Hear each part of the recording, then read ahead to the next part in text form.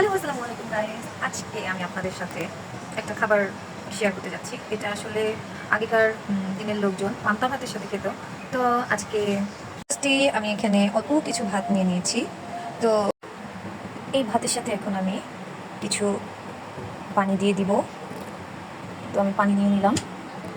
এখন এই ভাতের সাথে আমি অল্প কিছু পরিমাণ লবণ নিয়ে নিব।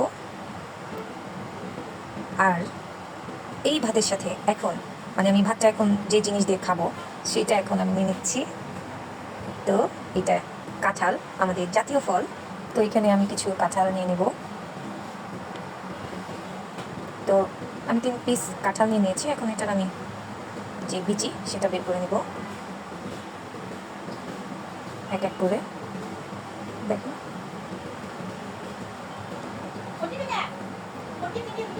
তো আমি সব বিচিগুলো বের করে নিয়েছি। এটাকে এখন আমি ভাগ ভাগ করে নেব।